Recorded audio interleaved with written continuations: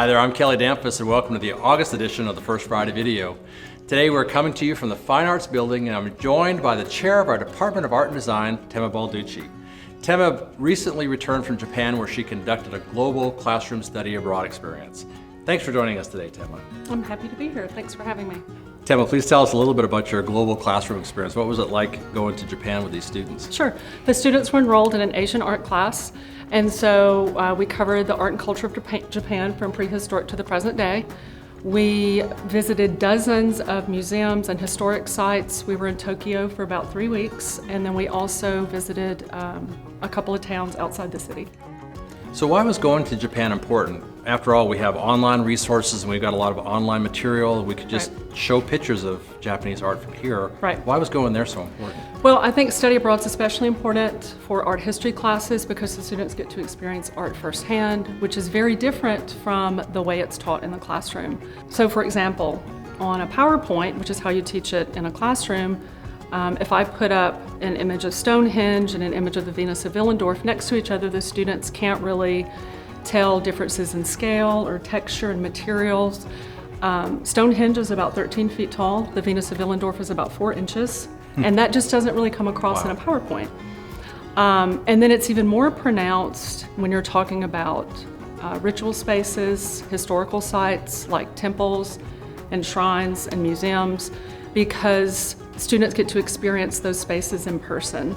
So they get to walk through them, see how things are hung on the wall, and they understand the context and the setting in a way that you can't just replicate in the classroom. Because art is not just the artifacts, it's also the culture that's being represented by that. So being in that setting makes it totally different. So I also made sure the students had lots of cultural experiences. We did a traditional Japanese tea ceremony. We did an ikebana workshop, so they learned how to arrange flowers in a traditional way. We got to observe a sumo wrestling practice, that's great, which was really cool. We got to make our own paper, so we did lots of really cool things like that. So what do you think the impact was on the students who went? I think it was immense. So in addition to experiencing the art and culture firsthand, they were really immersed in everyday Japanese life. Most of these students had never been outside North America. Some of them had never even flown before. Wow. But I felt like they were all really up to the challenge and really embraced being outside their comfort zone. So by the end of the trip, we had all learned a new currency, we had eaten new foods, we had figured out this really complicated metro system in the largest city in the world, and we managed to communicate when we couldn't really speak the language. So I think this is something that will really stay with the students, this being immersed in a foreign culture, having learned maybe that the world is a little bit smaller and maybe not as scary as they thought, and then the confidence I think that they gained from having accomplished all of this. That's such a safer version of a study abroad, where in the olden days we just sent students off on their own to figure things out. Going with a faculty member probably gave them a lot of confidence. Now they probably feel like they could go this on their own. Yes, so they were kind of clingy at first. So they're learning, and they're learning not just about art and about culture, but about the experience of traveling abroad. Yes, Very absolutely. Good. Well, thanks so much. Thanks so much for sharing. Thanks so much for taking our students there. I hope you had a great experience. I know this is always enlightening for the faculty as well. Yes. And you create relationships with your students in a way you wouldn't do even here on campus. Absolutely. That's great. Well, thanks so much. Thank you for inviting me. Thanks to the partnerships we've made at universities like Saitama, we have in-country resources to help support our faculty and students when they study abroad. We already have 4 classes set to return to the Tokyo area in 2020. The number of students going abroad increases every year at Arkansas State. There's a growing demand from our students to have a study abroad experience on their resumes. And faculty are more and more interested in going as well. Report after report reveals that study abroad dramatically increases employment opportunities after graduation. 97% of students who study abroad secured a job within the first year of graduation, for example. The Global Classroom is the latest in a long legacy of study abroad experiences sponsored by Arkansas State University. Another example is the Global Student Leadership Program, which for more than 2 decades has taken members of our campus student leadership abroad. Their trips have ranged from Australia to the rainforests of Central America. Each year, our honors program creates study abroad experiences as well linked to classroom work. This past May, almost 60 students traveled the legacy of the Cold War era through Eastern Europe. You're going to see much more about this trip in coming weeks on our social media and website. And even athletics is involved. Our athletics director, Terry Mahajer, started one of the first department-wide study abroad programs in America for our senior Red Wolf student athletes several years ago. Each summer, dozens of A-State students venture out through national scholarship programs like the Gilman International, sponsored by the U.S. State Department, Fulbright postgraduate studies, and other opportunities to take courses and to see the world. We want to grow the total number of study abroad experiences for our A-State students. In fact, we're working on new ways to reduce the cost for students to participate. In fact, if I could make it happen tomorrow, I would include a study abroad experience for every residential student at Arkansas State. I believe in the profound impact that travel has on us as individuals. Not only do our students benefit, but our faculty and staff who are leaders of these events have the opportunity to see how others live, and they can bring those experiences and the best of those other cultures back to our campus and to our community. Faculty and students who do study abroad are changed forever. We're returning now to my office to close out this study abroad edition of First Friday Video and to talk to one of our A-State students who's in the field right now. Many of you know about our world-famous marine biologist, Paul Sikkel.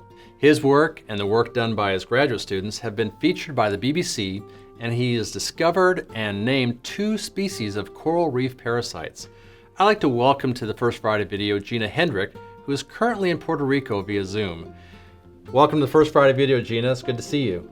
Well, thank you very much for having me. Hey, I'm excited to have you here. And so why don't you tell us a little bit about what you're doing in Puerto Rico? All right. Well, I'm working on some field work for my dissertation. I'm a PhD student in Dr. Paul Sikkel's lab. We study fish parasites in coral reef systems. So we've been catching a lot of the fish that they feed on, trying to look at some of the host effects on the actual parasite. And I'll be doing some more lab work when I return back to Arkansas to determine the hosts using their blood meals. So some molecular work in ABI there. So what was important about going to Puerto Rico versus doing something here in the States? So our study organism is a marine parasite on coral reef fishes. So this gives us access to our study organism, whereas we wouldn't be able to find it, at least not that species in particular, in the mainland states and or the Keys. So Puerto Rico, this lab is a very nice lab that has really good access to all of the coral reefs, beautiful coral reefs, which our parasite lives on. Well, that's great, except for it's a parasite. I mean, that's kind of it's kind of gross, but that's really its benefits. So what has it been like now? Where are you from? I am originally from Cape Coral, Florida. Okay, very good. And so is this the first time you've been to kind of an international destination? Actually, I have done quite a bit of research abroad. During my master's with Arkansas State, I did travel to multiple destinations, Puerto Rico being one of them, St. Thomas, the U.S. Virgin Islands. I did attend a conference in South Africa in 2017 at Kruger National Park, which was amazing. It was an amazing experience. That's great to know that. I think a lot of people think education happens at Arkansas State only in Jonesboro, but we really have faculty members who are taking students abroad, and our students themselves are going abroad and going to really unique destinations to do research or to take classes. And it's one of the things that's kind of distinctive about Arkansas State, those kind of opportunities to do something like that. Now, where'd you go to undergrad?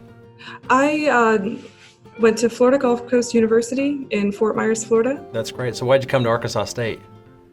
So I did a lot of undergraduate research, and one of my professors knew that at the time I was into sharks. And he knew. We have a lot of sharks here in Jonesboro. I understand why the attraction. Yeah. But my professor knew of a researcher who used to work with sharks, and he did work in the Caribbean, which I was familiar with. And it turned out to be Dr. Paul Sikkel.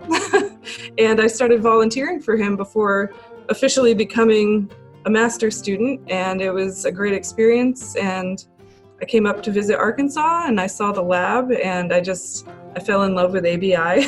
Well, that's great. It's a fantastic facility and a wonderful professor, so you made the right choice, I think, that for sure. I think so. Now, part of the attraction, I think, about going to a study abroad experience is not just that the subject matter is there, but it's also about being in the culture. Can you talk a little bit about what it's been like to live in Puerto Rico? It is a little bit different. I am not a good Spanish speaker, but over the past couple months, I've learned to communicate. I took all the wrong languages in high school, I've come to find out. So now this is really, I believe it's giving me a really good experience to really immerse myself in an area where it's mostly Spanish speaking. So I've had to force myself to learn, and I think I'm doing pretty well. It's really nice to see. The area that I'm in is a family destination. So people from all over Puerto Rico, and even people visiting from other places, come to this area and they bring their whole families. So if you walk the street at night, especially on a weekend, there's families out, they've got live music, and everybody is just enjoying the beautiful weather, and it's a really nice atmosphere. That's great. Well, thank you so much for sharing with us what you're doing on your study abroad trip, and we're really excited about having these kind of opportunities for our students. I think it's great for our students to be able not to just be taking classes in the classroom or in the laboratory here in Jonesboro, but to actually get to go to foreign or international destinations, or even in this case, Puerto Rico is one of our territories. But it just adds something, I think, special to our educational process to give students that opportunity. So thank you so much for taking time out of your day, and don't get any of those parasites too close to you. And have a great visit. When are you coming back? I am planning on arriving back in Jonesboro on August 15th, but that's if my experiment works out well.